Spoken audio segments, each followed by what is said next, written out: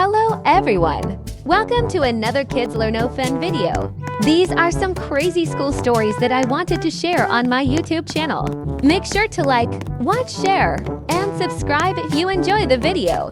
Anyways, let's get started. Do you remember when your teacher would be teaching something and then ask the class a question? I would love it when our teacher told us to shout out the answer or pick someone with their hand raised. However, one time in the 4th grade, the same 3 people were always raising their hands to answer questions. The teacher was not fine with this. She wanted all of the students in the class to answer a question. This was one of the days when I was looking out the window and I was zoning out of the class. So when she said that, I was really freaked out, and I was literally sweating all over. I was really scared that she would pick me, and I would not know the answer at all. Luckily, she didn't pick me throughout the whole class, so that was a really good day for me. Do you remember doing group projects in school? Because I thought they were literally the worst. For whatever reason, whenever I was put in a group to complete an activity, my partners wouldn't do anything. They would just sit down expecting me to do all the work. Like this one time, when I was in the 3rd grade, we were doing a presentation. There were 3 of us, and we had to do 2 slides each. When choosing which questions we wanted to answer, they literally got the easiest ones. However, they didn't do much, and when I say that, I mean they wrote one sentence. I had to create all of the visuals and add on to all of the questions. The absolute least they could have done was read their slides during the presentation, but their voices were so quiet and they didn't make eye contact with the class, giving our group a very low grade. So, what do you think? Do you remember doing research projects at school when you were a kid? You would get to search things up on the school computers for research, add images, and make a cool presentation.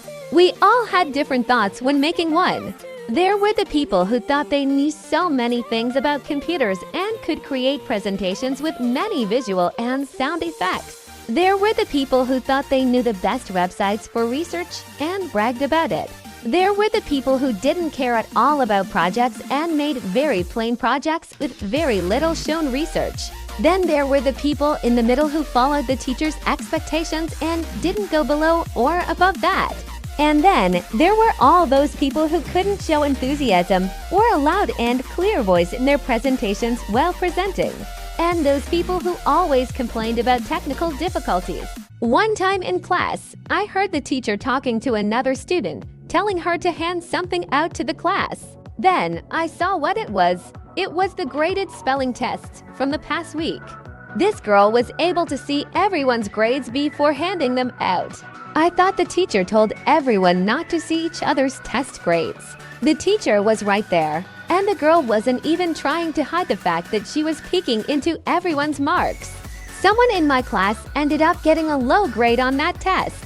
Later after school, I even saw the girl who handed out the tests and her friends making fun of the kid who got low marks. The worst part was that the teacher didn't care and did her own thing despite the fact that she herself told us not to peek into others' marks. Have you ever thought that something won't take as much time as it actually did later on? Or have you ever also completed an assignment just an hour before the turn-in time? If you have, this story is for you. So basically, one time the teacher told us about a huge art and language project which was worth around 20% of our grade. I thought it was really important until he told us the due date was in a month. I thought I would be able to do it later and that I had a lot of time on my hands. However, 2 weeks quickly passed, and I started to think about what I would do for the project. But I didn't actually end up doing anything. However, I looked at it again a few days before the due date. I was really worried. There were literally 4 days left, but I didn't do anything. TWO days later, I ended up staying up all night to complete the project. Don't procrastinate. Hey guys, I really hope you enjoyed those stories. Comment below which one you found the most interesting. And subscribe to the channel for more videos like this one. See you in the next video.